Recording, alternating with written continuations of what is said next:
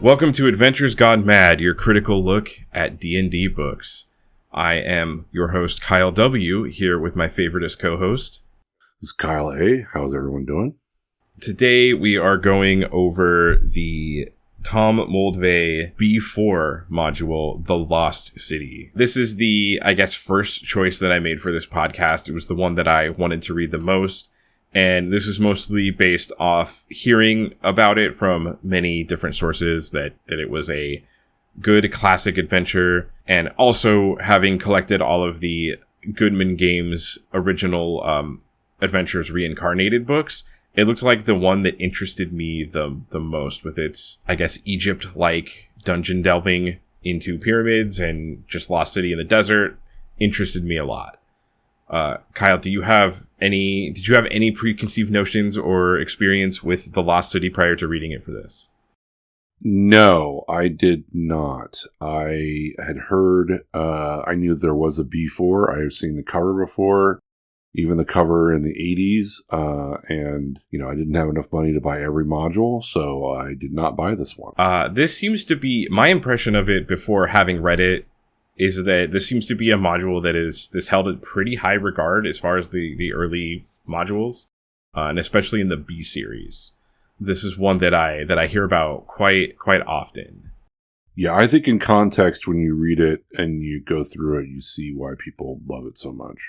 Yeah, my impression, just looking from 1,000 feet up, after I've read it, my impression is that it probably did some things in early modules that were fairly new. Just to put this into context, The Lost City was written by Tom Moldvay. It also was co-developed by John Pickens. John Pickens would go on to also work on the 3rd edition of D&D, so he does have credit in the Think 3 and 3.5 core books. This is a B series adventure, so it is designed to be an introductory adventure. Yeah, and all the B series are supposedly introductory. And I believe that is not only just the character level, this is designed for beginning characters. The book says 1 through 3 on the cover, but it is also, the way that it's written, it also seems like they are trying to teach DMs how to run D&D. Yeah, I would say that it's difficult for, if you'd never played D&D before, and this is the one that you wanted to play, start with, this would be difficult, to run. Yeah, I do think, and we'll get into it. I think the faction, the main through line of this is that there's 3 factions that are competing with each other. And I think a starting DM, I think I would have some trouble with this, a DM in 1981, 1982. I'm just curious how this would go. I did try to look for some live plays of anyone playing the old version of this. There is a few YouTube series of people playing the 5th edition version of this, which as of the recording of this, a recent book from official release from Wizards of the Coast called Quest from the Infinite Staircase was just released. And one of the adventures in there is a 5th edition adaptation of The Lost City. Which is interesting, since Godwin Games has a 5th edition as well. Yes. I did kind of browse through both of those. There is a big difference that I did note, but the Goodman Games version, I will say, is a very good purchase. The book is really nice, and it also includes the original, a printing of the original too. You get the original and you get the 5th edition remake, which I think is a great package. So basically they should sponsor us. Yeah, I wish. I love those books. Those books are instrumental to this podcast existing. Yeah, they are excellent. So this was released in 1982 as part of the B series. Just for reference, in 1982, the biggest movie was E.T., the number 1 album was Thriller, and the biggest video game was Donkey Kong. Nice. Just to put into perspective of where we were at that time during media, and only one of our hosts in this podcast was alive during that time. So yes, that's right. You were not alive. So I remember seeing E.T. in the theater. I remember playing Donkey Kong, and I also was 11 at the time. So I had just started playing D&D at that point. So you could have left the theater and went and bought The Lost City and started research for this podcast. That's right.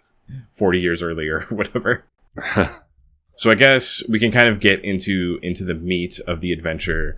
before I guess we'll end up talking about individual rooms and locations that we want to like get closer in on. But I guess before we start, Kyle, what are your overall thoughts after having read The Lost City? My initial thought when I started reading it was like, someone's been to Greece. That is my first thought of when I started reading this, because there's a lot of like Greek sort of the masks, and even there's a great hero who died named King Alexander.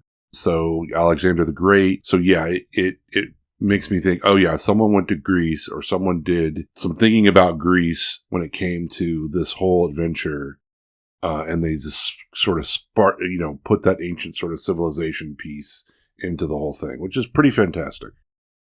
All right. Yeah, I do see what you're saying. The whole masks thing had a little bit of and obviously this is anachronistic because it came out way later, but it did have like a little bit of an Eyes Wide Shut feeling to me. Of like, yeah, there's these weird robed people in cults, and they have the beginning of the chapter tells you they have a very specific recruiting method of people they will only recruit. Right.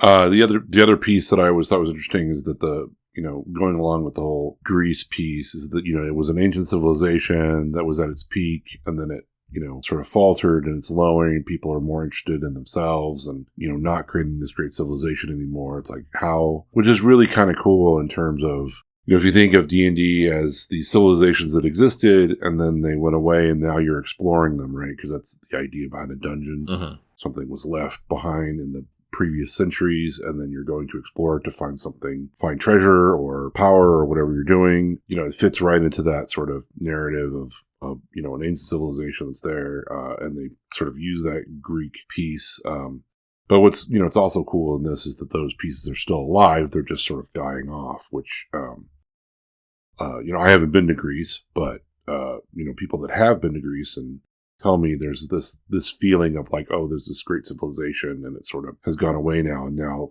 you're sort of left with these pieces. So I see photos of this and videos of this in Egypt, and as an American, this is hard for me to believe, but if you just drive down the highway in Egypt, the pyramids are right there. Like, you could just see them.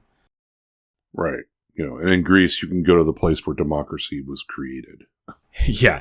And that is very very Greyhawk, in that there is and later on Forgotten Realms would kind of expand upon this, but that there are these civilizations that were lost, and they're just out there for you to discover and become rich from raiding their tombs. Yeah, so there's a nice sort of historical thread that that's woven into this whole module that I thought was pretty cool. So, Kyle, when you read this, what did you think of it? My initial thoughts for The Lost City is obviously, and I'm probably going to always run into this every single time that I read any one of these older modules, is that I am like immediately drawn in by the art and the maps and the layout of it. I read this, the version that I read of this was I bought a physical copy, a used physical copy, so I have this magic relic that hopefully someone has walked through The Lost City with someone using this book. I like to think that anyways. So I was immediately drawn in by the art. My initial thought that is I think the faction thing is kind of the through line is that there's three factions that are still like kind of fighting against each other. I think that faction-based gameplay is probably something you see in a lot of modules, and maybe this might be one of the first times it was really experimented with. There are a lot of really interesting ideas in this, and we'll get to this, but one of my favorite parts is that there is a map. There is a map that appears about halfway through the adventure that is optional. In the actual module, it is on page 14. It's before 15. I actually don't think it's a numbered page, but it's before 14. It's the Underground City map. And if you look on that halfway through the adventure, I think the most interesting idea to me was halfway through this adventure, there's a secret door that you can find. You're more likely to find it if you're an elf, because elves are good at seeing secret things. If the DM wishes, there is a massive underground city that is not even part of this module. They give you like an overview of what's down there, but they don't tell you Right Adventure for you. And the idea is for the DM to be like, you could conceivably insert an entire campaign into this introductory adventure in the middle of the adventure, which is like a really cool idea to me. This struck me as like, it is really imaginative, even though it is, you're going down a pyramid, you're getting gold, you're running from boulder traps. Like there is actually a rolling boulder trap in here. So there are some, maybe tropey and stereotypical things, but I mean, this came out at the time that this came out. I felt like this is kind of pushing some really cool ideas, that we see, getting repeated in later adventures. Yeah. I think that this whole faction idea, and there's really 4 factions, right? Because it's an evil faction. Yes. That they're all trying to fight as well. So, it's and there conceivably your characters could become evil and all want to be a part of the evil cult and be doing it that way. And then this whole underground city is the whole different experience. So yeah, I think, I think there's a lot of new ground that they're trying to cover in 32 pages, that isn't in anything else. And they take some shortcuts later on in the book, which maybe they're doing for cost cutting reasons, and maybe they're doing it for introductory reasons. There is a cynical way to look at it and a pessimistic way, an optimistic and a pessimistic way to look at it. So we'll kind of see when we get to that, we'll see what we think actually happened. And just getting into it, so the overarching backstory, you're going to get the backstory on page 3 of the module. And I've no idea how to say this name, Kyle. So I've never heard anyone speak this out loud. It has been repeated in some later D&D books, but the ancient civilization of Synesia?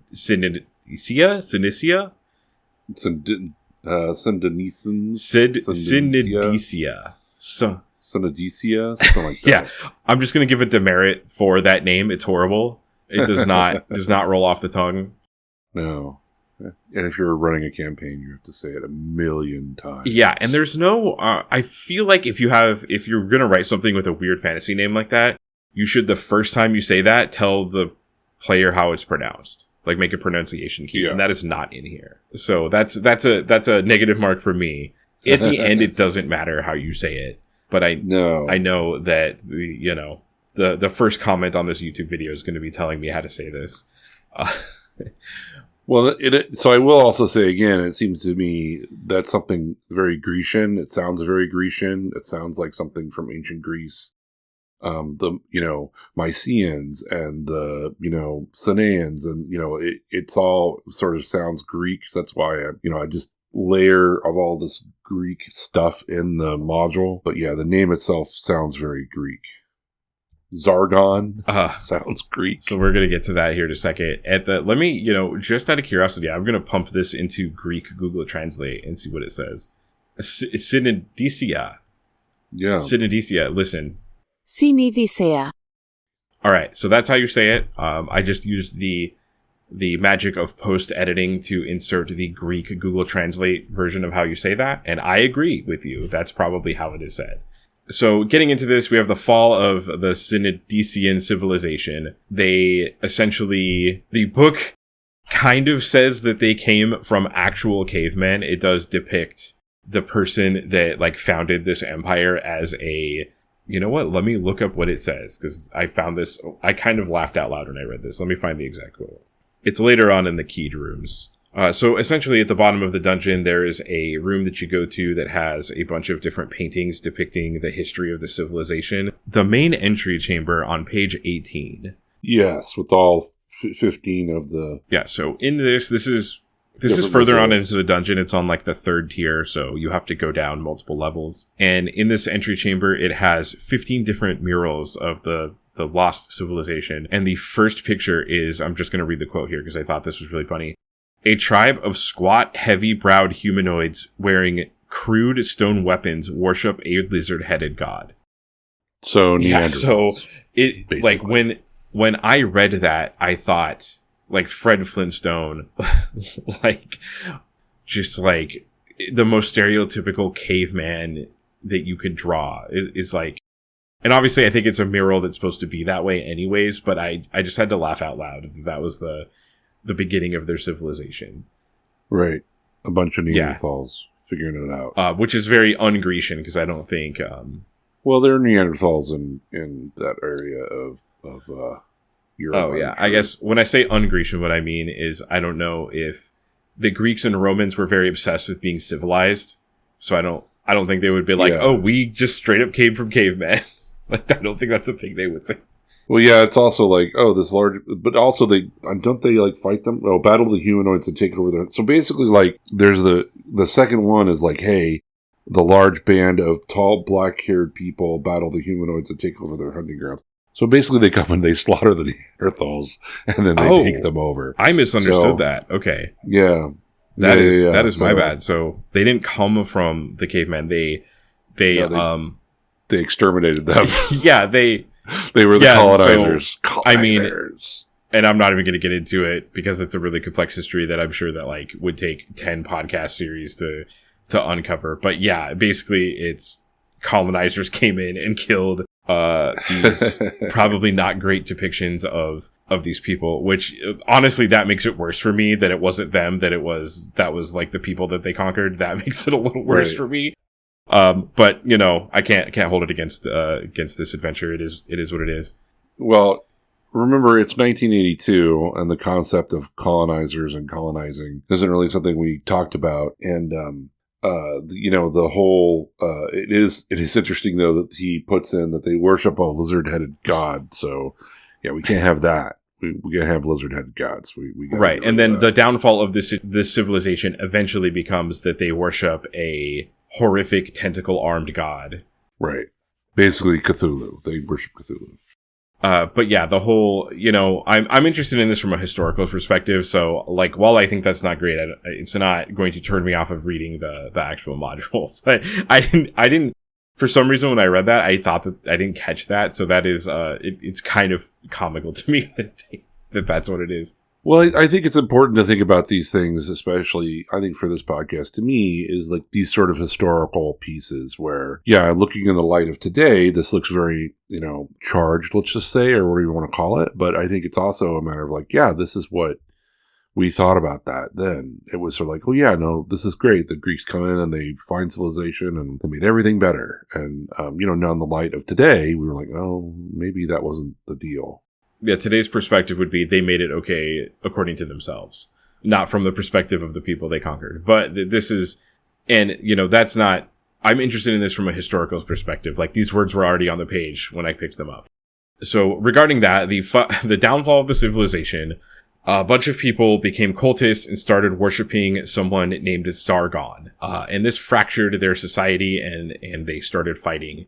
And the reason that they started worshiping this godlike figure, named Zargon, that, when I read this seemed very Lord of the Rings to me. It was, they dug too deep and then they found Zargon and then started worshiping him. It was very much like the Balrog to me. Yeah, well, it says that he came and started just slaughtering everybody in the city and they couldn't kill him. So then they just started worshiping him, which, you know, okay, sure. Yeah, I mean, hey, you might as well. All hail our tentacle armed lord.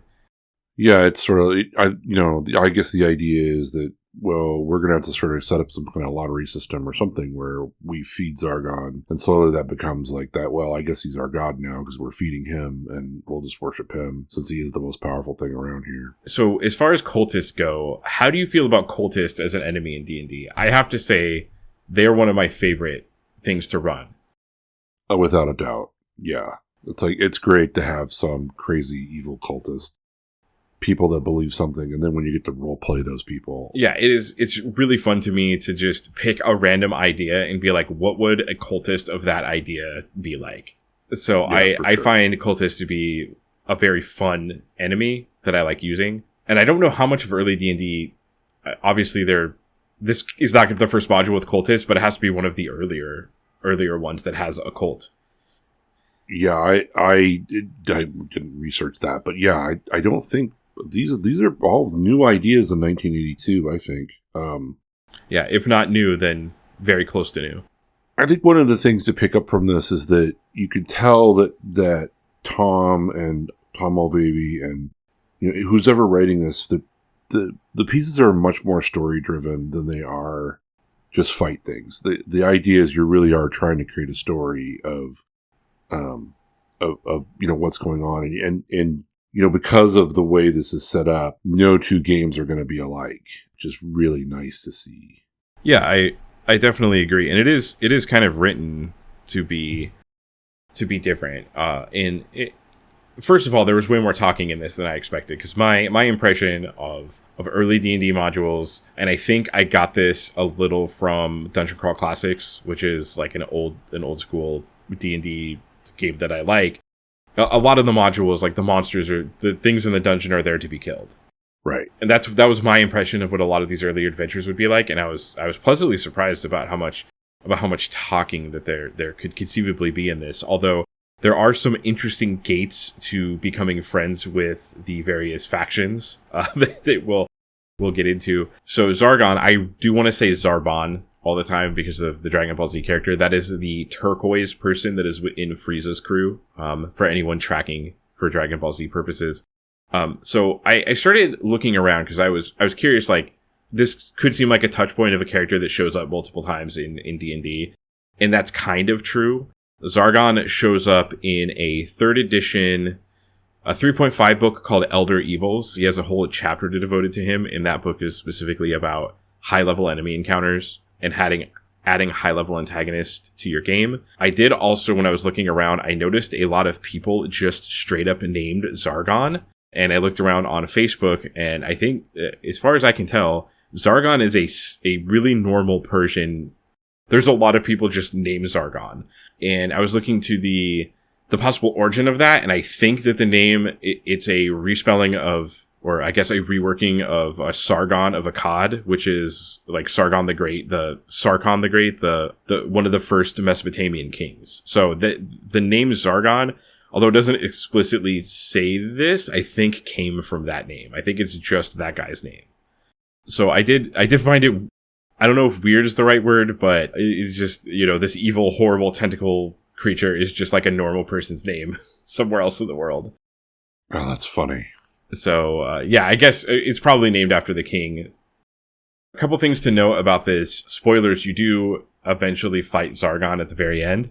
I was very curious about how to compare this character to other incarnations. He seems pretty, this is a level 1 through 3 adventure. I'm just going to look at his stats really quick. I just want to know how many, because there's no levels in this. There's hit die, and that tells you like how good it is at hitting things.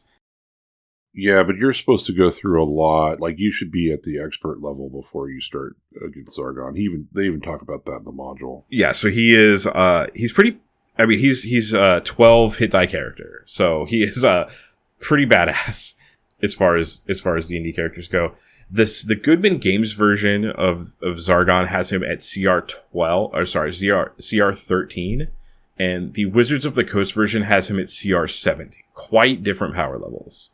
One thing I did also want to note, like early on while we're looking at the beginning of the book, was the glossary of words on page 3. There are the glossary words that you find on here are very surprising, because it explains things that I think are everyday words now because of video games. But it explains what an abyss means, what catacomb means, and what like sarcophagus means. So I guess the idea when they wrote this is like people might not know what a sarcophagus is, which is wild to me because that's such a pop culture. Right. Yeah, no, I forgot about that too, but it's something that we mentioned even in the last episode, talking about red boxes. So many of these things are new concepts for people. Like, you don't necessarily know what all, they do note so many things that, you may not have ever heard of before and now are just sort of synonymous because we've been playing D&D and D&D became part of the culture, and then the culture, blossomed into movies and video games and everything else in the world. So, that stuff is like, oh, who cares? We know exactly what that is. But at the time, like, nobody did. I am extremely confident that 98% of video game players have opened a sarcophagus in a video game at some point. Yeah, exactly. Yeah. So I found that glossary of words really interesting. It kind of gives you like a timestamp of the time of, because I would expect the audience that this book is going for is definitely like a more learned and read and a nerdy audience than is playing D&D currently, just because there's a lot of barriers to learning this game. So it is kind of interesting that it's spelling out like what a pedestal means and what a sarcophagus means. So getting back into the meat of the adventure, you eventually meet the 3 main factions of this. There's 4, but 3 are interactable in that you can convince them to be on your side. So there's the Brotherhood of Gorm, Gorm is the god of war, storms, and justice. The Magi of Usa Migaras, who's the god of healing, messengers, and thieves, and the warrior maidens of Madarua, who is the goddess of birth, death, and changing seasons. As far as the factions go, this is like I think this is like the bread and butter of this. I would say that the factions are the bread and butter of this adventure. Yeah, for sure. Including the cultists. It does feel like not only do you need them to continue, you need them to survive, because the way that this module starts is that you are in a caravan in the desert and it gets a sandstorm, it blows up your caravan, and you find this pyramid. And you start it specifically says you start the adventure with like no water, and that's a huge concern that you need to find water. And if you become friendly with any one of these factions, they supply you with food and water. Yeah, I have to say, I think that's a beautiful way to start a beginning level adventure. Even though I know we said for a beginning DM that maybe this isn't the best adventure to start with, but in terms of just, storytelling, and because you're always in that mood of like, oh, you all met in a tavern and decided to go beat a monster up or whatever it was. This is really kind of neat. Like, it just says like, hey, you were escorting this caravan, you got trapped, and now what you gonna do? And there's more of a survival aspect to it. And, if you're trying to drive a certain amount of just general, hesitant, or I'm sorry, like, just drama, and, that's a really good way to start. You amped up the drama, you amped up the tension, trying to like survive for your next, survive out in the desert. Yeah. And just to get into the player introduction before we get further into the factions, I'm not going to read the whole thing, but just this one quick paragraph. You headed east the same way the caravans was headed before the storm. Days passed. Your mounts died, and you soon drank the last of your water. The end of the desert is not in sight. At the beginning of this adventure, it's assumed that your characters are like multiple days without water. Yeah. I would also like to note that paragraph has I guess I'm going to call it a touchstone of these early modules whenever I read them, is that these writers are obsessed with killing horses. I feel like every module I read, something kills your horse dies. If you leave your horse here, it dies. Like this, I'm going to bring this up every time I see it because I think it's in every adventure. Like, the authors of these early modules just hate horses and hate mounts. Yeah, they don't want any of the mountain rules. They don't want you to have to deal with those pesky mountain rules. What is my horse doing? I don't know. It's dead. Yeah. Can my horse fight? No, it died. It got eaten. Yeah, well, can we get some food from the horse? No, it's dead, and I don't know, it got buried in the sand, so you're good. Yeah, and you were specifically looking for water. So I think that's like a really interesting aspect of that adventure, and I kind of this adventure, and I kind of miss that in current D&D. It seems like when I say current D&D, I mean 5th edition. I have tried multiple times to make food and water survivability like something that creates tension or that the players care about, and there are just so many ways to ignore that. So it right. Feels like an aspect of this game that I think players might have decided that is annoying and they don't want to track it. So they've inserted multiple ways of skipping past that. But that is how this adventure creates tension, because you need to find water. Well, just for the beginning of the adventure, it is you need to find water or you're all going to die. So if your characters decide like, we're not going to go through this door, well, okay, good luck. So a couple notes about the factions that you'll eventually run into. There are some restrictions that the game does put on who can join what faction, which I have to say is the thing that I don't love and I think would not be included in a modern adventure. So the Brotherhood of Gorm only is male fighters of the lawful alignment. So they specifically will only take male characters. If you are a female, you can become, I guess, the way that it mentions it is like a lesser member or a retainer, but you cannot be a full-fledged member of the Brotherhood of Gorm. Likewise, the warrior maidens of Madarua only accept female members. Yeah, I mean, today's standards is a little odd, right? Like all of those things. But, they're trying to say, like, hey, you can't just join this. You have to be we want a certain type of person to join it. And I think what he's trying to do is create this tension even within your own party about, like, who can be a member of this and who can't. And then also, like, well, only these people are going to be able to negotiate with this faction. So, that's what they're trying to do. They're trying to set up this, tension between, the people that aren't a part of that, class or class in this, because there's no race. So a part of that class and those that do. And so they have to negotiate with the cult, with the different groups and the different factions. And not everyone can be a part of that particular faction. They can be members, but they can't actually be full members, or they're just a part of an agent or whatever you want to call it. Right. And maybe the whole, because it does say, like, yeah, the Brotherhood of Gorm, if you're a female, you can't be a full-fledged member, but they will still accept you as, like, a secondary member or part of their faction in a way and assist you.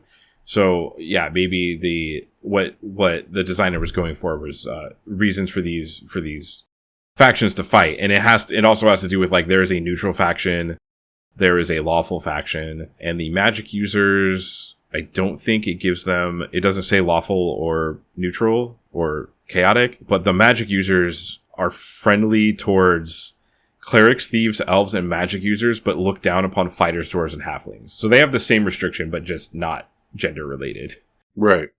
So you can tell that they're trying to put in tension between all of these, not only with the factions, but also between the player characters. That, if you are a female magic user trying to negotiate with the Gorm, like, it's going to be really tough. But if you have somebody else who can join in and do that, and then, like, even within the player characters, you can have tension because, oh, well, I'm a member of this faction now, and I'm a member of this faction. So, like, how are we going to cooperate or not cooperate?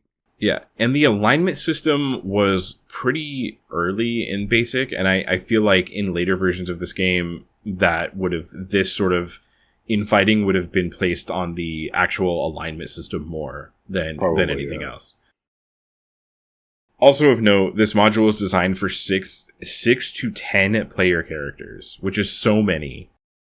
Yeah, I was about to mention that's one of the things I wanted to mention is that, and today it would be really hard to have 6 people, much less 10 people. But I do remember when I was playing with my friends at the Humboldt Gamers Guild, we had, 10 people at a table and we're all playing characters. I mean, half the time we were doing something else or drawing or whatever it was and not really paying attention until it was our turn. But there were 10 people at the table going through a combat and trying to figure out what to do. So,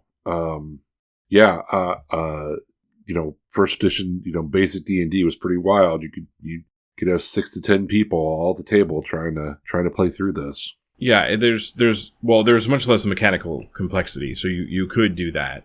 How do I even say this? So, like, if the game can only handle, I'm just going to make something up, complexity points. Like, let's say a game can only handle 100 complexity points, right? Well, a basic D&D character is like 5 complexity points.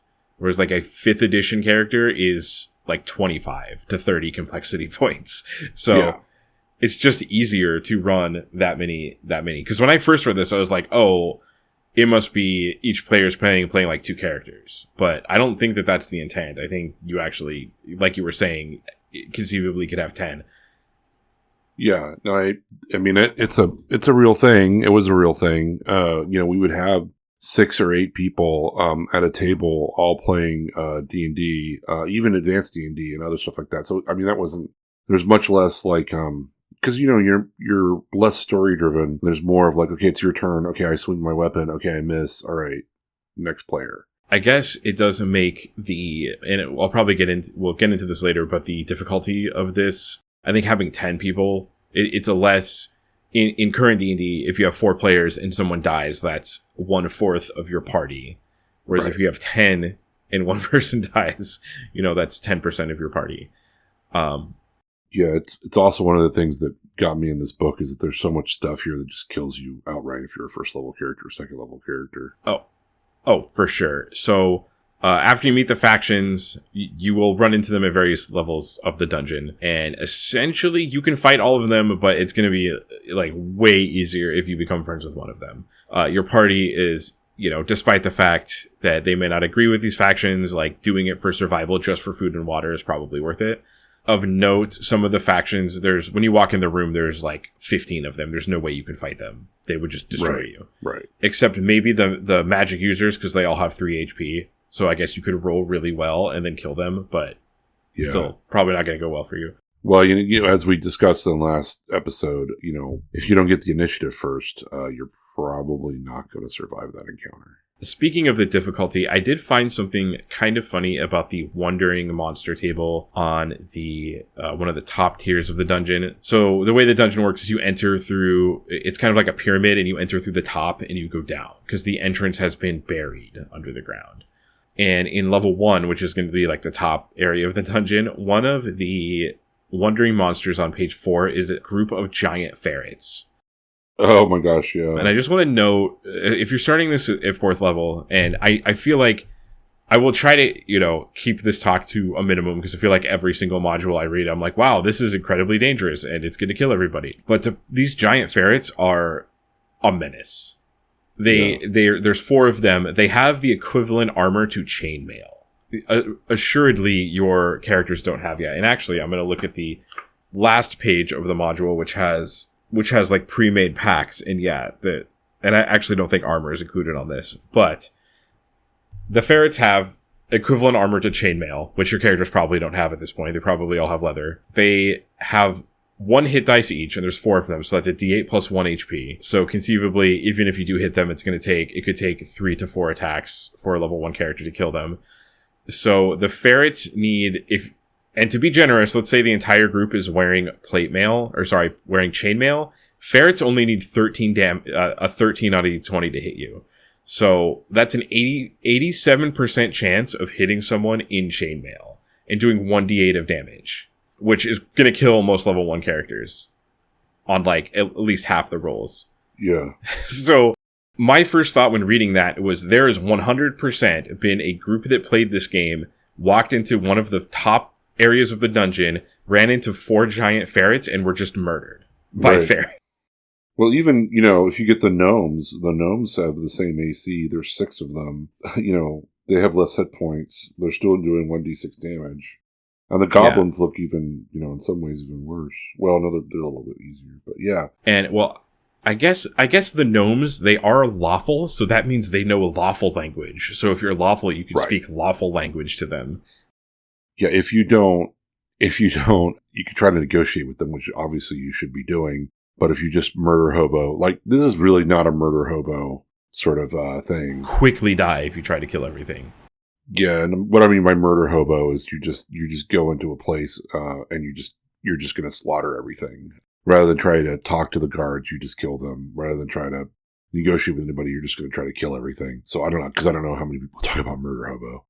But yeah, you're just murder hobo this whole thing. You better be 5th level. And I do think the way this is written, it seems like they obviously want you to go through it like, and I think this is going to be how most basic D&D modules are written. They definitely want you to go through it like very methodically and slowly and make friends with these factions and get them to help you. And, once that happens, they give you food and shelter. So you could conceivably like run into a room, almost die, and go, okay, we're going to go rest for 2 months, because that's how healing works in this version of the game. Yeah, and again, like you said, you really need the factions because you can go and rest up, and they'll get you food and water and everything. And as far as game design goes and how this game wants you to play it, I do want to say the first room that you enter the dungeon in through the very top of the pyramid is a room. It's the statue room on page 5. There are 5 traps in this room. So the first room you run into in the dungeon is 5 traps. And to me, that is the game designer saying, this is a very dangerous place that you need to pay attention to.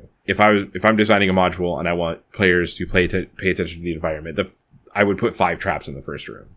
Yeah. And They're descriptive too. I mean, considering, later on in the module how much time that they devote to, I don't know, describing certain things, these first few pages are very descriptive and, tell you what's going on and these traps and why they're laid there. And yeah, like it's, you definitely are creating a lot of tension in the beginning. And as far as using the environment to your advantage, there's also on page 6, a fireworks storeroom. So there is a room that you run into that is just all explosives and fireworks. And it gives the DM like some pretty good insight on like interesting ways the players can interact with the dungeon using fireworks to scare things away and avoid encounters and misdirect people. So I thought that was a really interesting way to add a dimensionality of interaction with this dungeon. It was just putting that in one of the first rooms. Yeah, and also in that room are some of my favorite things that the DM could have fun with, which are sprites and cursing people and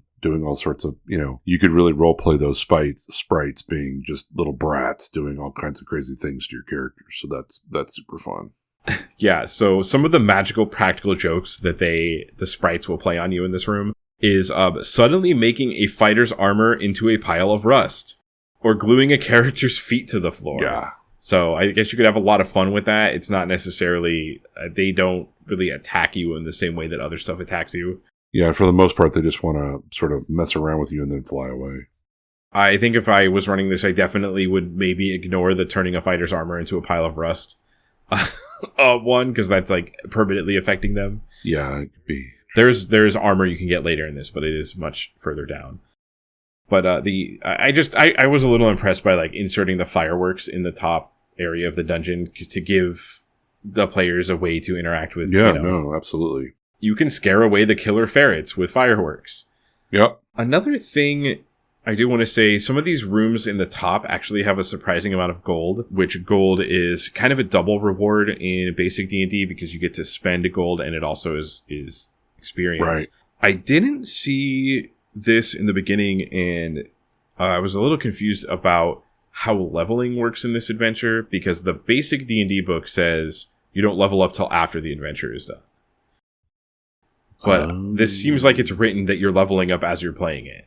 Yeah, I think you have to go with that because otherwise it's going to get pretty crazy. Yeah, there's no way. You couldn't make it to the bottom of this dungeon without leveling up. So maybe I looked specifically for something about how that would work because it goes opposite of what the basic D&D book says. But I'm assuming that you're just supposed to level up. And maybe those rules are for if you write your own adventures.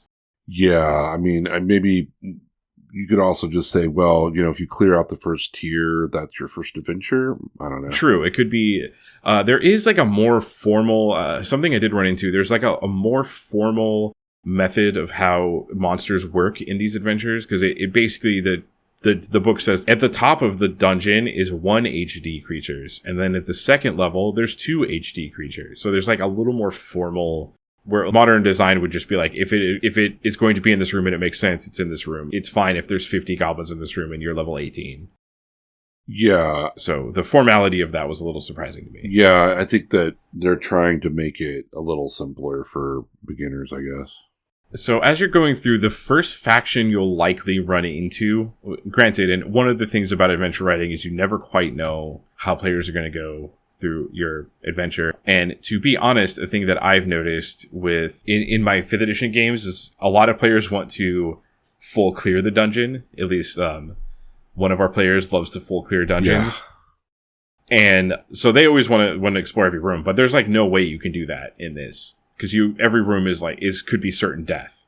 Yeah, I think it's like you could explore you would have to level up if you wanted to really clear out this entire dungeon. I don't see how a bunch of first level characters are going to be able to get into every room and survive, other than everyone's sort of semi cheating, right? So everyone's not really got they've rolled their characters up and they all have 18s in their respective abilities, and they all have max hit points and they have weapons galore or something like that. So too much chance. And the way healing works in basic D&D, for me, it means like you're going to be on this adventure for a while because you heal without a spell. You heal 1 HP a day. Right. of full rest. And I did discover that when I was playing, at some point when I was playing Baldur's Gate 1, because I did not have a character with Cure Light Wounds. And I remember resting and being like, I'm going to rest until I'm at full HP. And then it was like, you rest for 2 months. It was like, wait a second.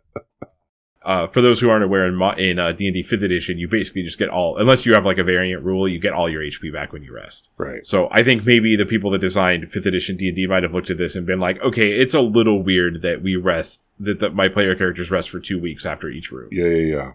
That would be horrible. Yeah, I guess for simulation purposes, it makes more sense. But as far as like practicality, I guess you got to pick, do you want to be more practical or do you want to be more of a simulation? So I guess that's up to the type of adventure you're running, but that's what we're dealing with in basic D&D is you get 1 HP per day of full rest. Yeah, that's why also the factions become super important because, you may be getting lots of wandering monsters during those times. Like if you're waiting 2 weeks on a hallway trying to rest, you're just going to get wandering monsters left and right. Yeah, they give you shelter and food and water. So it's worth it to be like, there's no way. I don't foresee you getting very far in this adventure unless you become friendly with one of these factions. Yeah, and it says specifically they will help with wandering monsters. So, and the first faction you're more than likely to run into is the Brotherhood of Gorm. They are the lawful faction, and they're towards the top of the pyramid. And the second faction that you will probably run into is the Chamber of the Magi. Yeah, and the leader of the Gorm is Canadius. Which might be a little Greek too. Sounds a little Greek to me. Canadius. And the ruler of the main person of the Magi of, I can't say these names. I'm sorry. Usamagaras is Ariga Cirkinos, which is also very Greek. Very Greek. Okay, so yeah, you are definitely right. Yeah, when you start reading all these things and you're like, okay, yeah, no, someone went to Greece and they really liked it. Because there's a whole thing about, I think it's on the island of Crete or in different islands, everyone wears a different mask, and that's what each one of the factions also wear. They have their own mask, they have their own symbols, and you can tell if they're part of that faction by what mask that they're wearing. Yeah, like specifically the mages wear rainbow robes as well. So they're gay. Yeah, so they are the Pride faction. Yes, so and I don't know if we talked about this, but both me and Kyle are gay, so I guess we're joining the Magi. Yeah, that's the ones that we would join. That is the group that fits this Pride podcast the most. Yeah, I feel like if my players ever ran into a room with people in masks wearing rainbow robes, they would probably become friendly with them. And it does specifically say that Ariga Cirkinos seems to be very jolly and fun-loving, but is actually ruthless and obsessed with power. So that's like a pretty fun character to roleplay, I think. The leader of the maidens is Pandora, which is like, okay. Yep, Greek. Yeah, maybe that was a little not as well known in 1982, but yeah, it's just basically Greek names all around. I did want to note some of the traps on the upper level of the dungeon. They work a lot differently. Traps work a lot differently than they do in modern D&D. So the way that I'm used to a trap is a trap's there and it works no matter what, unless you see it. This, when someone goes through rooms, you roll on a d6 to see if they spring a trap, and it's usually on a 1 or 2. Yeah, and I think some of them say as each person goes across them, and some don't. It's a little nebulous, but yeah, traps don't always go off. And it seems so that you can run into a situation where you walk through a room, the DM rolls a bunch of 6s, and the trap never goes off. And then the 3rd or 4th time you walk through that room is when it goes off, which is could be a little confusing. Yeah, and also very deadly. Because you think oh, we could sleep here. Trap goes off, gas, we're all dead. Yeah, I've noticed players generally like to make sure a room is safe before they move on, and you can't really do that with the way the traps work in this. I don't believe, other than being a thief or an elf, there's not really any way to see a trap. Yeah, I think there's some of the traps you can, they give a chance you can see it, but for the most part, it's only going to be elves and thieves that are going to be able to see the traps. Or be able to have a chance of finding them. a basic way that elves work in basic D&D is they are better at seeing things. And I think that might have translated later on in like giving them perception bonuses. But elves are better at like seeing traps. They're better at seeing hidden doors and things like that. So a lot of times the book will be like, unless they have an elf, or if they have an elf, add +1.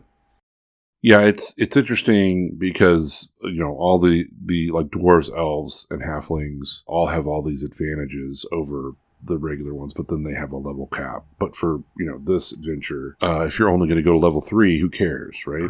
And at the center of the adventure, at the top, we have a rotating room that is a pretty cool idea, but I suspect...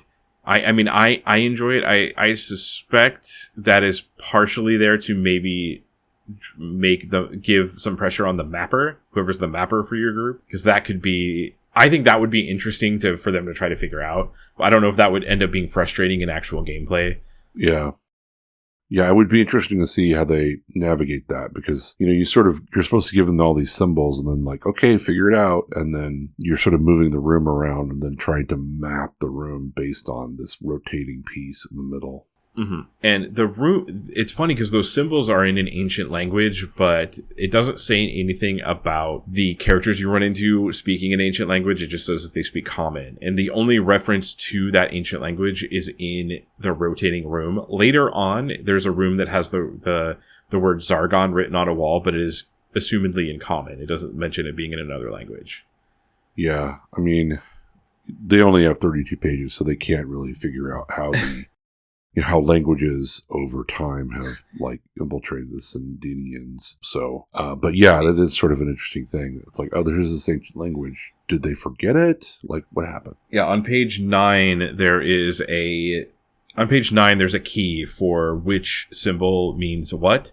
So the players are not going to know, like, this symbol means north when they're drawing it out. They're going to have to kind of figure that out. And I'm still not sure. I mean, I like the idea of a mapper being confused, but I feel like that might be more frustrating in play than it is a good idea. And if there's a good idea that doesn't work when you actually play the game, it's probably not worth including. Yeah, I mean, I can't think of another adventure that I know of where you had the rotating map sort of situation. So I can think of some modern, like 5th edition ones that do some confusing stuff with mapping, but there's not.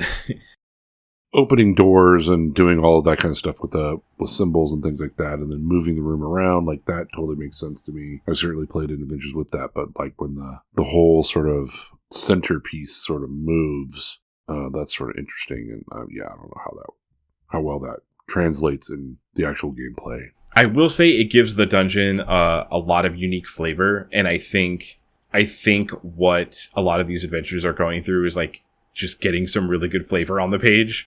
So I do like that. Yeah. It does give you a sense of like you are in some sort of Temple of Doom, weird advanced civilization, if they have a rotating room like that. Yeah. Like, well, how does the room rotate? Like, is it engineering? Is it magic? Like, what is it? And they don't explain it. It sounds very mechanical, because it tells you when they press the button, there's a bunch of mechanical noise, but I don't think it ever really tells you if it's magic or not. It doesn't. It's okay though. It's still kind of a cool thing.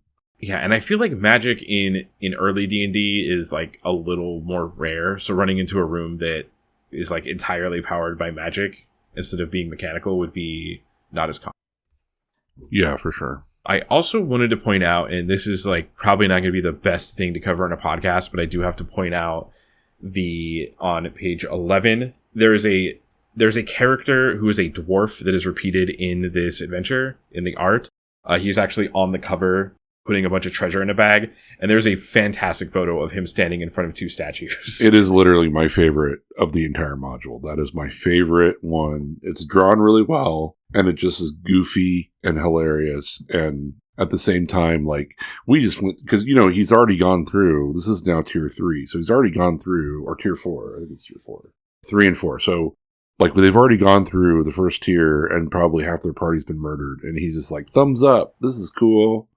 We're going to go see these maidens who may kill us all.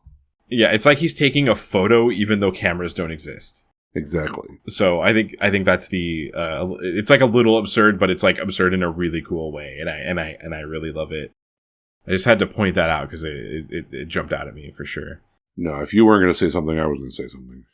I obviously don't want to talk about every room, but is there any like rooms that jumped out at you that you're like, we need to talk about this? Only the faction rooms that I really remember being. I guess some of the things that are, there's so much brutal stuff in each one of these rooms. Yeah. Some of these rooms, like the yellow mold, and then the green slime, and all of those are just horrific. And you could really narrate those to be horrible, horrible things to each one of the characters that are eventually probably going to be dead from them. So by the way, if you're playing basic D&D and you open a room and there's mold in the room, just close the door and walk away. Yeah, just don't mess with it at all. Don't go in that room. That's gonna just be murdery. So there's a few rooms that I actually wanted to bring up, and I guess I'll just kind of go in order. A lot of them are just you open the door and there's like some cool like set dressing in there, but a lot of them there's monsters that will eat you. On page 13, room 29, the embalming room is exceptionally deadly. There's 5 shadows in this room. Oh, yeah. That's not going to happen. So a couple things about shadows. They can only be affected by silvered or magic weapons.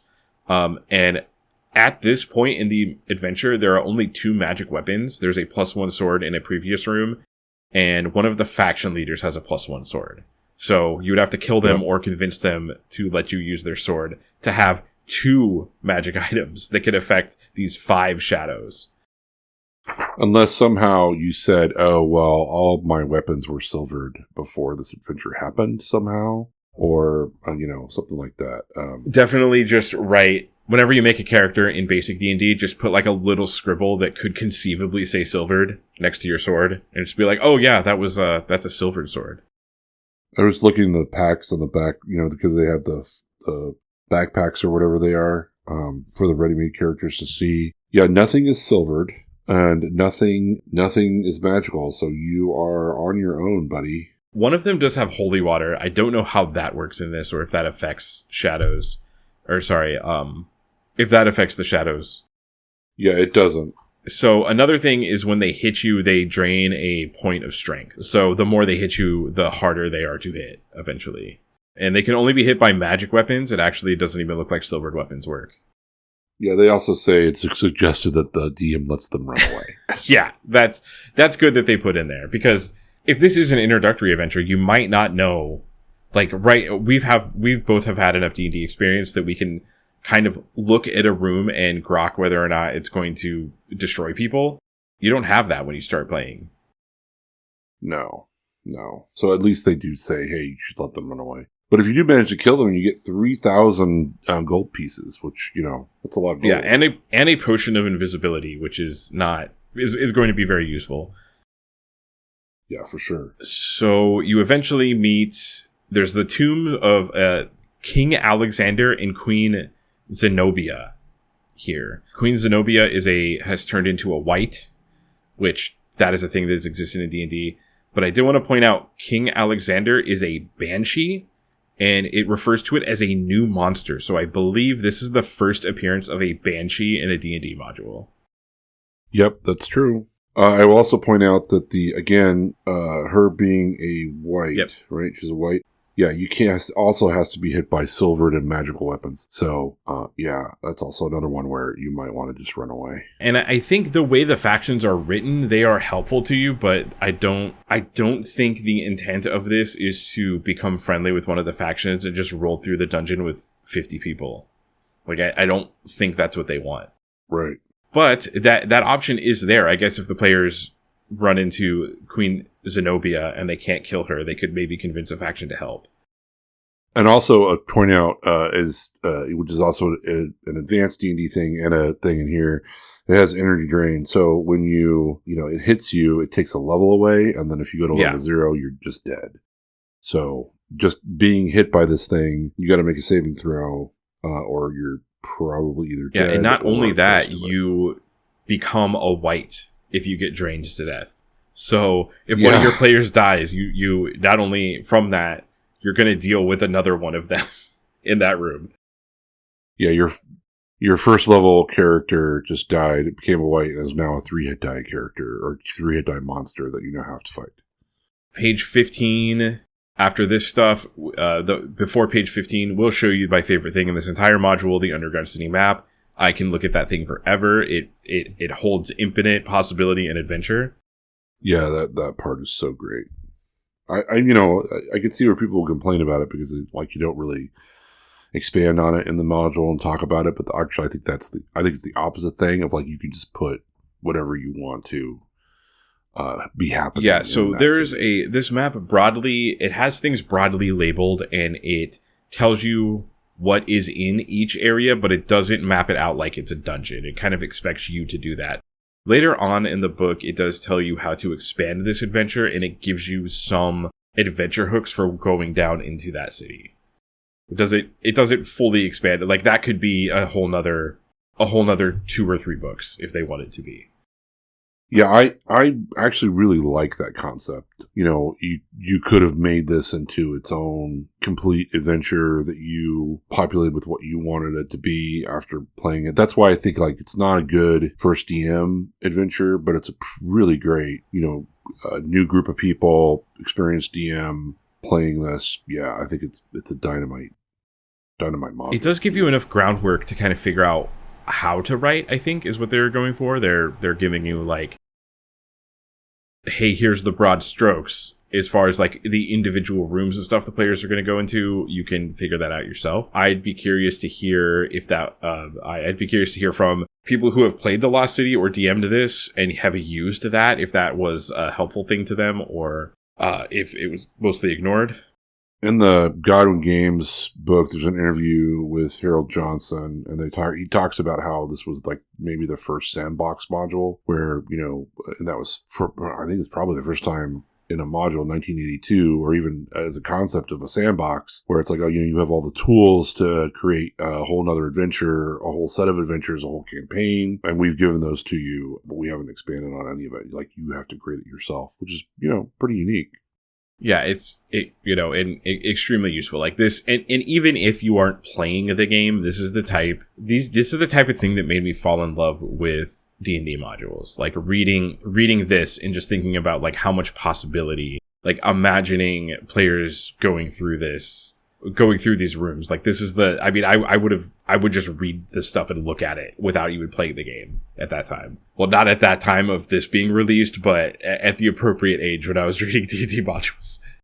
Yeah. I did want to point out a few more rooms. One that I found really funny. It's room 43. It's on page 17. There is a monster in this room that is mentioned as a new monster, and I could not find a reference to it in anywhere else in D&D. So this is a weird one and done creature. It is called a polymar.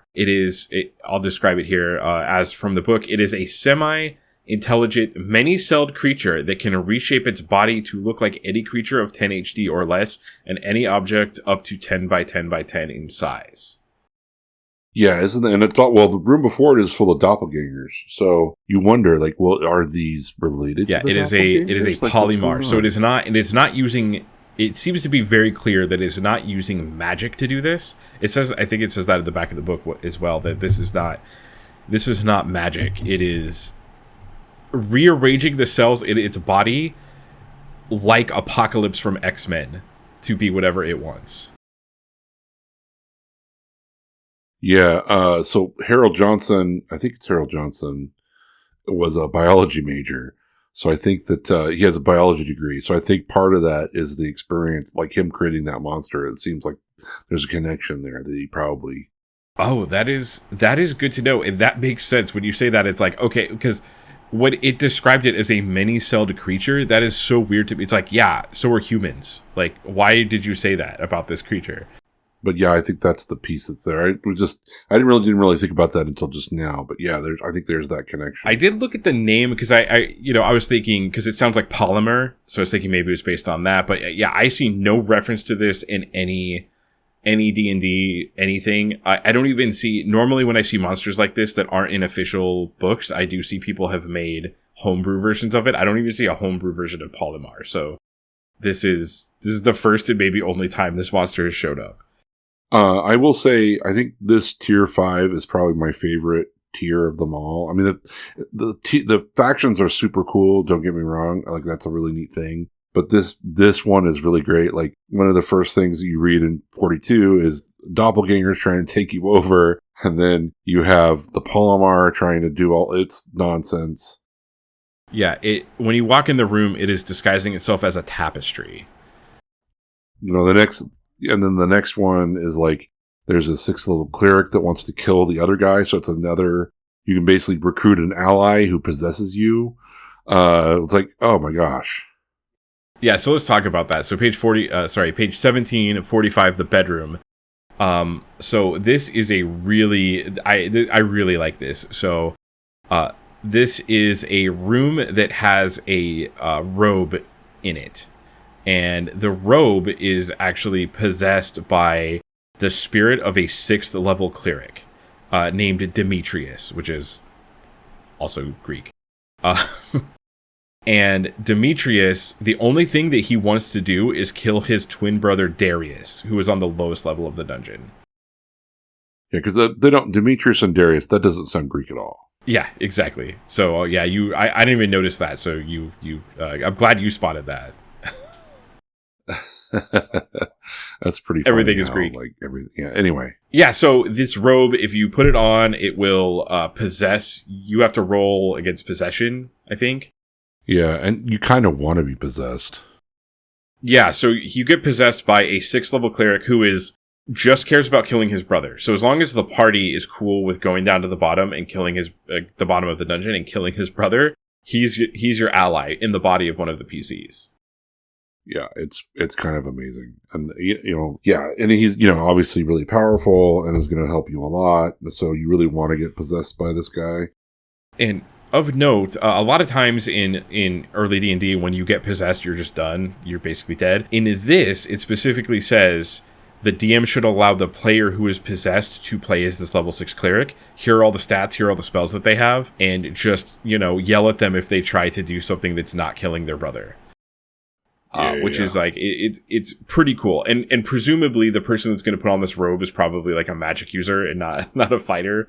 Yeah. And you can totally just walk past that too. You can just be like, oh, okay, I'm going to leave the white robe on the table.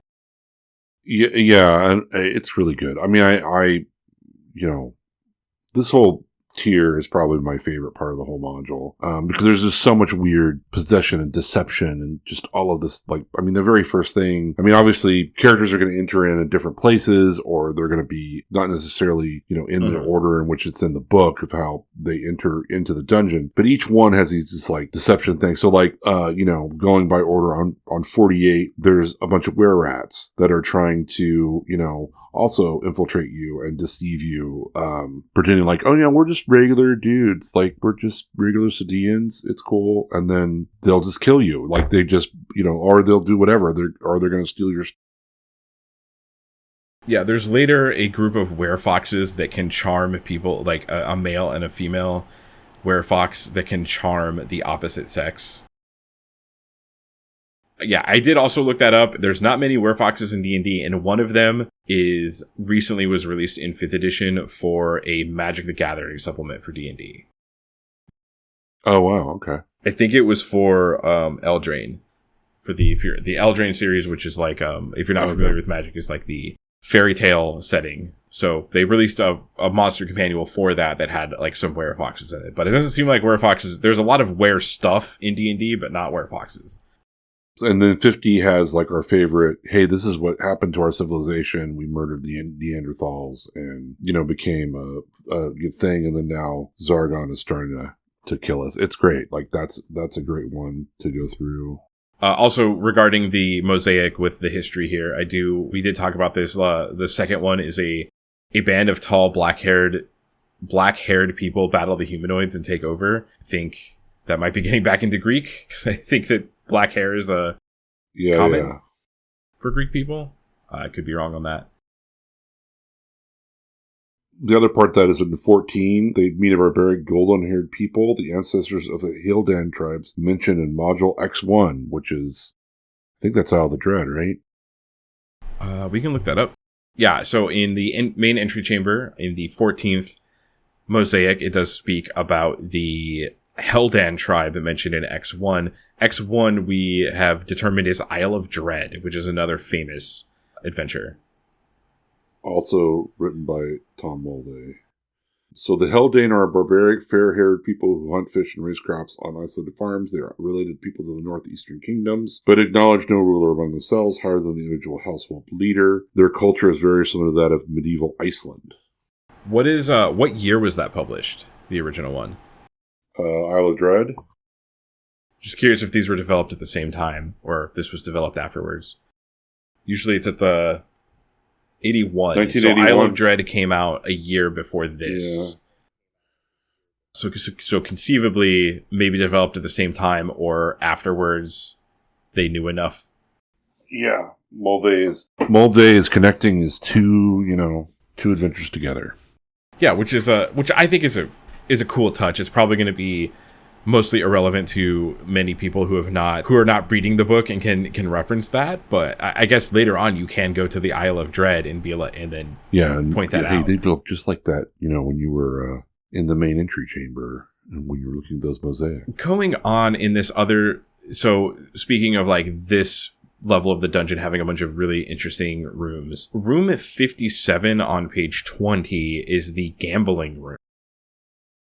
Oh, yeah. Which is just a bunch of Senicians gambling. Now, I think we did forget to mention this. This comes up more with the Wandering Monsters, because the faction members are not part of this, but the Senicians are under some sort of weird magical effect that makes them act out dreams in real life. Yeah, so they're all drug addicts, basically, and they're somehow all under this spell of taking, Well, it sort of mentions in the book that the way that they grow food is they grow like mushrooms and things underground. So I assume that a lot of those mushrooms are probably psychedelic. And so they're taking all of those, and they're having sort of waking dreams all the time. So the only lucid Senicians you're going to run into are those who are part of the factions. The ones in this room and the Wandering Monsters that you can run into. If you read through the Wandering Monster table, a lot of times they don't just straight up attack you. You just like walk up to someone who's hallucinating and having a trip. Yeah. And pretending they're a dog or something like that. Yeah, it's an interesting sort of piece there of, if you worship a god and you're part of a faction, you're safe from this thing. But if you're not, then you're sort of decaying and dying and going away. And if you don't have this belief, you're either the mushrooms or, whatever you're eating or whatever's going on, you basically just don't care and you're slowly sort of withering away and not doing anything. And Zargon, the cult of Zargon, it does say that they are like kidnapping people and taking them to the bottom tiers and like doing weird stuff to them. So they could be also like drugging them or making them hallucinate with magic or something like that. And that's part of the reason why the factions banded together originally, was to protect themselves against the cult stealing their people, essentially. Right. So back to this gambling room. This is where Demetrius wants to go, because this is where Darius is. Well, Darius is in 58, actually. It says like a character possessed by Darius will go immediately to the proper wall section and start looking for the secret door. So he's not in this room. Oh, right. He's in the next room. There's a secret door to get to him. So basically, he is right. You get into this room, you don't know what's going on, because there's like lots of people that are gambling, so you could be gambling or whatever. But if you're possessed by Demetrius, he just ignores all that stuff and goes immediately to the secret door that you don't have to find and wants to go kill him. Yeah, so that is interesting. So you walk in and there's all these people gambling, and the players are probably like, I want to make some gold, I want to gamble, and then the character possessed by Demetrius is like, I'm gonna go open the secret door and kill my brother. Yeah. With this room full of people. Follow me or no? Yeah. I was a little disappointed that it didn't give us rules for gambling. It just says make something up, like have your players roll a d20 and see who gets the highest, which is kind of a little disappointing. Yeah. I've always enjoyed making up like little stupid gambling games in my D&D games, so. Yeah, I mean, there's potential there, obviously, to change it if you wanted to, but I think, they're just sort of like, there's gambling going on, so figure it out. Darius, it also does an interesting thing about the Cleric's Chamber where Darius is room 58, and I don't see this, I haven't seen this in any other modules or anywhere else in the book, and I'm curious if this continues on, but Darius is a spellcaster, so he's another cleric. He has up to level 4 spells, and it tells you a suggested order for him to use the spells. So it says, before any sort of fight, he blesses himself or blesses his compatriots. And then round 1, he will silence a magic user. And then round 2, he will use striking on his mace. And then round 3, he will just do other stuff. So it actually tells you like a script in a way. Yeah, and the other part is that some of these spells, like, depends on if you're using the expert rules or not. Like if you've bought the blue box, basically. So some of those spells aren't available unless you're using the expert. Right, and it does mention reversing spells, which is an expert rule. You can reverse bless into blight, which I believe is just reciting it backwards. Yeah, which is an expert rule, and the basic rules only have spells levels 1 through 3, and he does have a level 4 spell, so you can conceivably not even know what the hell cause serious wounds does, because that's a level 4 spell in a different book. Right, and for, hopefully you would think your characters are level 3 at this point, or 2 and 3 probably, and cause serious wounds is probably going to kill your character if you get hit by it. Yeah, and so this room, it does have Darius, it has 12 Sidonicians, and 6 hobgoblins, and Darius is a cast cleric with level 4 spells. You do have a level 6 cleric with you, if you were in this room, which is helpful. And it also notes that something that I found interesting is if Demetrius dies, like whoever is possessed, that character leaves your body and it heals you to full. So you come back with full HP, ready to fight whoever was possessed by Demetrius. Yeah, so it gives you it gives you some bonuses for the fight. And yeah, like it could be, the Sindicians are pretty weak. They only have 4 hit points and are AC 9. So, they are going to be hitting you. Yeah, 1d6. They're going to do, 1d6 damage. So it might be a numbers game. Yeah, they have really bad AC. Yeah. And you could conceivably have a charm person with you. But you might have 10 people. So I will say reading these early modules, balance is like the hardest thing for me to get, because I need like a feeling for what these rooms feel like, because I haven't played it. It's hard to say, but looking at it, it seems like you do get a level 6 cleric with you that when he leaves your body heals you to full, which is helpful. Man, right. This seems like a tough fight, especially since he silences your magic users. Right. So next is, I do want to bring up maybe the weirdest thing in this book to me. The biggest surprise was on page 21, which is the next level of the dungeon. They do this thing in this book, and the optimistic way to read it is that they are doing this to teach you how to be a DM, and the pessimistic way to read this is that they didn't have enough time or resources to do this. But tiers 6 through 10, they have maps in this book, but they don't have the same effort behind describing them. They just have a key, which tells you quickly what's in the room. Yeah. So you can definitely, if you think about it though, this is going to be level 4 and beyond. You're going to need to be level 4 to complete this. So you're sort of beyond the basic book now. Hopefully you're either using your own stuff or your own rules, or you're sort of getting the expert book or whatever. Yeah. So one of the examples that I'll give, room 59, is the abandoned guards quarters. It just says there's 1 black pudding and there's no treasure. So it wants you to make up. It doesn't give you box text on what to read about what's in this room. It just wants you to make it up, which I think there's been a lot of talk amongst modern D&D players about whether or not like room text is needed, or, italicized text. People skip it. So this way that this is keyed might be a thing that like a lot of people actually like. But it was weird to get to this section of the book and it's like, okay, let's abridge this. Yeah, I think it's a combination of, here's your sandbox and we don't have enough time. We don't have enough room in this book to really expand it all out. Yeah. I'm trying to see, was there an actual... Do they make a map for you for that? Yeah, there is. Not. All of the tiers are... Oh, tier 4, okay. Yeah, all of the tiers are mapped out. They just don't... No, I think... Okay, hold on. I thought I saw this. Because that's tier... Yeah, that's tier 6, so there's no tier 6 map. It's in the center of the book, isn't it? Oh, it's in the center of the book. Okay. Yeah, so... It's weird, because I'm looking at the physical... Oh, you're right, yeah. I'm looking at the physical copy, which, like, the majority... The way that these works is there's, like, a slipcase... And then that's where the maps are, which is pretty cool. But on page, I don't think it's numbered. It's after page 14. There is tier 6. Oh, there you go. Yeah. So it has them mapped out, but it doesn't tell you what's in there. And there's like a kind of a cool under tier 8, 9, and 10, like a cool side view of what the actual pyramid looks like relative to the Undercity, which is really cool. Yeah, that's cool. But yeah, it doesn't tell you so it's weird, like reading through these keys, it's fun because you're like, okay, like, you know, there's a guard's room. There's like some storage, there's a barracks, and then you get to page 97 and room 97 on page 23, and it says room 97, monster, 1 blue dragon. Yep. So there's you better be 6th level at that point. There's a blue dragon in this room, which is interesting because a lot of times when I read D&D modules, they characterize any sort of dragon that's in something. Like it usually have a name and some sort of motivation other than hoarding gold. And this is just like, there's a blue dragon in this room. And it does not talk or use spells. It's just like a monstrous dragon with a breath weapon.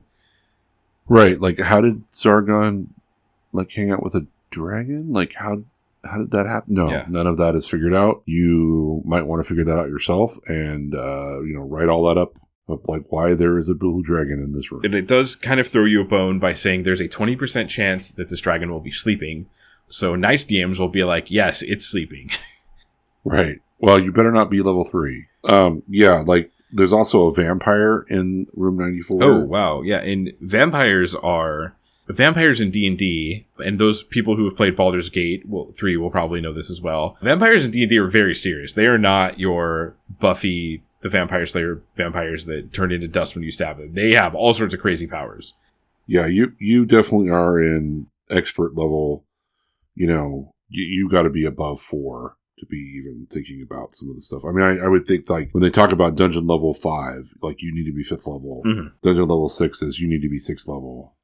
I mean, there's a chimera. Yeah, it does make sense because it does say this is an adventure for 1 through 3, but it's kind of like, I think the way that it's trying to say it is it's an adventure for 1 through 3, but the 4 through 10 is extra material that you could.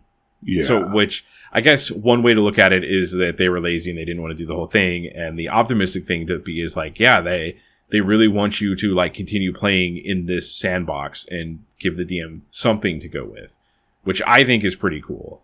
I think it's great. Like, I mean, what's nice also about this is that you could get through level 3 and get to the end of where you kill Darius, and your players are like, you know what? We're good. We're not going to play anymore. We're done. We did the thing. All of our characters leave, and we're going to go to the Isle of Dread now, or whatever. Yeah, and there's no reason to believe that Zargon, who is supposedly a god, is still here and hanging around. However, he is in room 100. He is, in fact, in room 100, yes. But he's also not also in room 100, meaning he's immortal. Yes, so the art for him is very good. It is, I just love this art for Zargon. He's just he looks like something from Futurama. He does. I think they were trying to go for like a Cthulhu-esque sort of monster, but he looks more like something from yeah, he kind of reminds me of the Futurama, like something I would see some character in the background. And it explicitly states that he is not a god. He is just some sort of weird slime creature that, I guess, uses deification to eat people. Yeah, and basically his horn regenerates him. So if you don't somehow destroy the horn, which they tell you how to do, mm-hmm. but, you have to figure it out. Yeah, so he has a horn on his head. If you kill him, he will slowly regenerate from his horn. It does mention it takes months, so it's not like you wake up the next day and he's regenerated. But the only way to stop his horn is to throw his horn into a volcanic fire, like the One Ring into Mount Doom. He's great. Like, it's a great, because like your characters could go and kill him, and then suddenly he's back. There's also there's like a whole thing where they did put a volcano in the Undercity. So if you do kill him, you could conceivably go on an adventure down into the Undercity and throw him in the volcano there.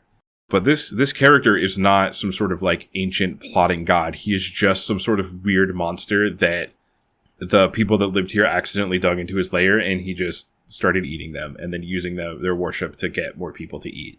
But as I said at the beginning, this character returns in the Elder Evils book for 3.5. and then once again in Quest from the Infinite Staircase in 5th edition. So, one thing about Zargon is that the idea of a slimy tentacle beast is kind of like a trope now. I think you see that in video games, you see that everywhere. Like, we are, pop culture wise, we are best friends with Cthulhu currently in 2024.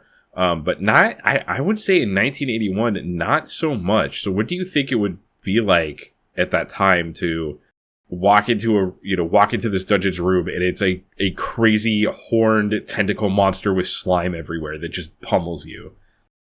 Yeah, it's great. I mean, anybody who's read any of those, obviously we had 80s horror movies and, creatures like that were in them. I mean, I can't think of anything off the top of my head, but, you would definitely fit any kind of crazy monster horror, Godzilla sort of monster movie, especially comic books and stuff like that. You step into there and it's like some crazy thing. The cool part about it is like, you kill it, but you don't really kill it. Mm-hmm. You don't know that you've killed it. And, it keeps coming back and you're like, why does this thing keep coming back? Like, never seems to die. I like that aspect a lot. I do like that it doesn't have a bunch of like weird mind powers or like, you're not dealing with Pinhead from Hellraiser. You're dealing with the Xenomorph from Alien. Like, it just straight up tries to eat you.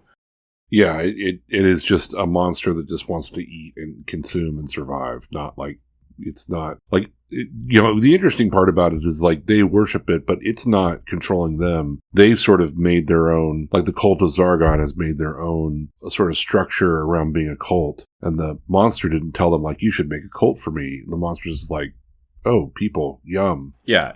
I won't eat you today because you just brought me another offering. This is great. Yeah, and it says specifically that it uses deification, like its status as being worshipped to get easy meals. So it's just, it's smart enough to realize I'm not going to eat these cultists as long as they keep bringing me people to eat. But just the idea of this being just a weird, slimy tentacle monster that just tries to bite you and pummel you with his tentacles instead of doing weird mind Cthulhu stuff on you is I kind of love it.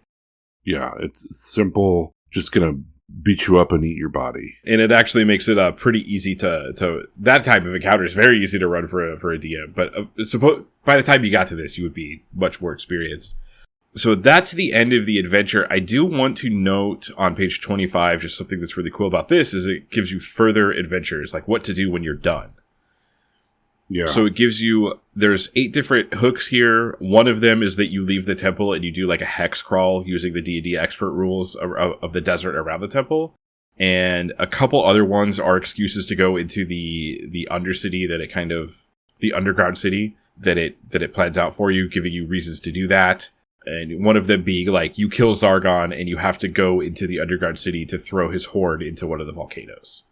Well, there's also a lot of stuff with like, well, how do we unite the Sadeans? How do we cure the Sadeans? How do we, do you want to be compassionate towards them? And there could be a true ruler and all of this sort of really interesting. Yeah, because they are a fractured people in a once great city that was essentially taken advantage of by like a monster with the same energy as my cat that wants wet food all the time. Like.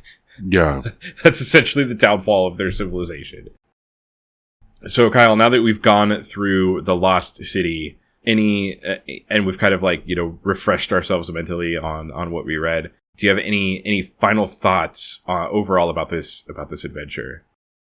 Yeah, I think I could see the reason why people sort of think very fondly of this adventure. I didn't really know that much about it from the beginning, but having read it now, I see why people have such a fondness for it, because it sort of elevates you to like this. Modules are just like this thing you're going to run and then be done with it, to like, you could not be done with this. You could continue on because it gets you so many more ideas, so many more places you could go, and furthers your sort of understanding of what a role-playing game is. I think that's the part that really struck me, is that, this is really expanding your understanding and also how you could use a role-playing game to be even further than what you even think. So, you could run this whole thing or someone could have run this and only done the adventures in there and then thought like, oh, you know what? Like, this gives me so many ideas of what I could do in my next campaign or in my next, iteration of playing D&D. So yeah, it sort of gifts you, this sandbox of ideas of what D&D can be and what role-playing games are. Yeah, it's really, it's 28 pages. When I say that, it's like, oh, that's not that much, but it is like very dense. There's easily hundreds of hours of play in this, and it helps you. It gives you a lot of blank canvas to draw into, because you get to the end and it's like, there's a giant city that you could explore. Here's what it's like. Think about how this interacts with the rest of it. Like, why were the players on a caravan? Where were they going? What is the desert surrounding this place like? Are there is this one of the temples that's, are there hundreds of these in this desert? Who knows?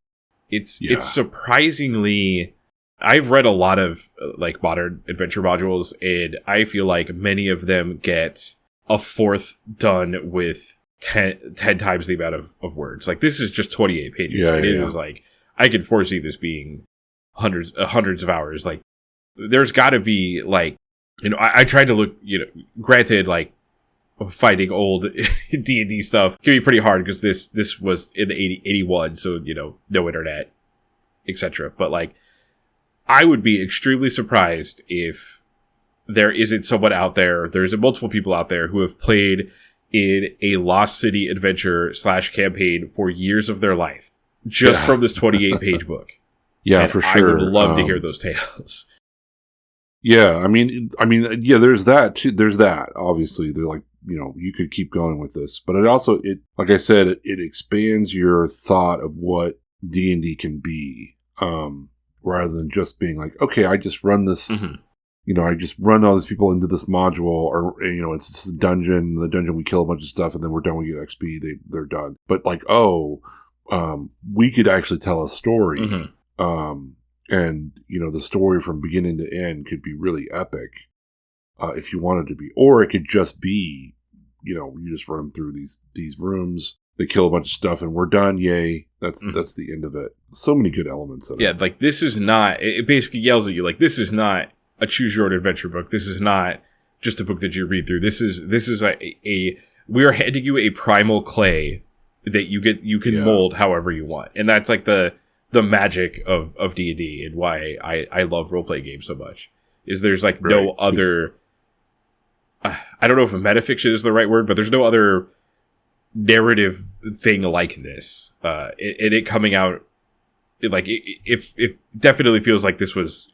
on the forefront of creating something like really new and really, really like exciting. That's like what I feel when I read this, is very exciting. Everything about this book. Yeah. I mean, I think one of the good things that you, like, when we're thinking about Redbox, you read Redbox, and then, and we'll do Keep On The Borderlands, I think, probably at some point in time. But like this, if you just read Redbox, you're just like, okay, I think that, there's like, you're creating your own adventure and stuff like with this module, you're looking at it and going like, oh, I'm not just like beating up some monsters. Like, I'm creating a story for people. And I think that's the real big difference. You're doing it with your friends. You're creating this whole storyline, and it could be completely different. And it's not just it really illustrates. It's not just a computer game, because if you look back then, the idea was like, okay, you're just sort of playing the computer game that we have now, but with dice on a map with your friends. But, this is actually like, no, we're not doing that. We're creating a story. Like, this is narrative driven, not, just, sort of XP points and doing that. That's like not what matters to this adventure. What matters to this adventure is what are you creating for a story? Yeah, this adventure is interested in how things are put together and work together. It is not necessarily interested in you just rolling a bunch of dice and getting loot and XP. That is an aspect to it, and that is there are dangers that you have to get past to get those things. But this adventure seems to be interested in here's the narrative of this civilization that fell due to the machinations of essentially a giant cat that wants wet food. And Yeah. what does that mean when you have a bunch of fantasy heroes going through and trying to save the day? And how do those elements work together? Like, even the elements at the bottom level of the dungeon are working with the same logic as the top level of the dungeon. Like, that's why the factions exist. That's why the city fell.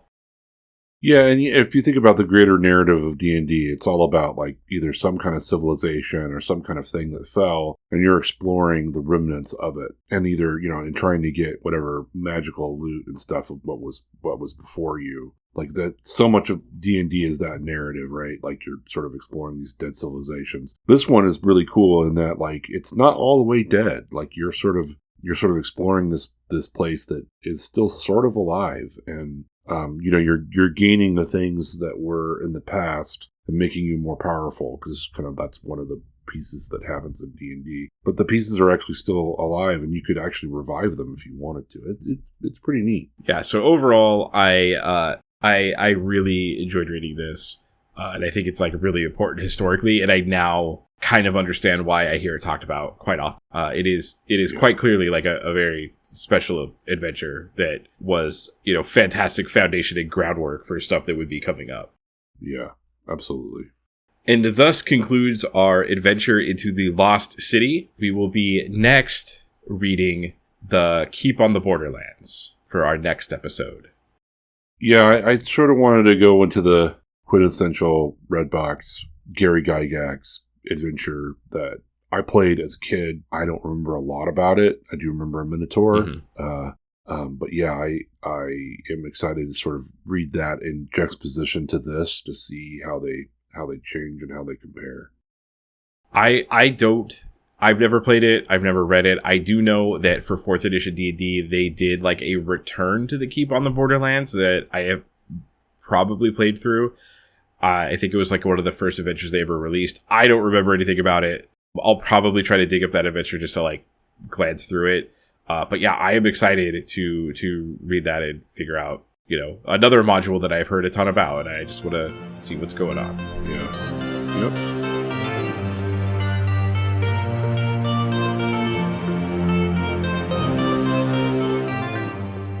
Thank you for listening. Make sure to follow us on your podcast app of choice, and follow us on Blue Sky at agmpod.bsky.social. Did you play The Lost City?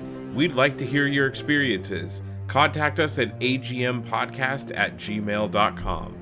And join us next episode for the Keep on the Borderlands.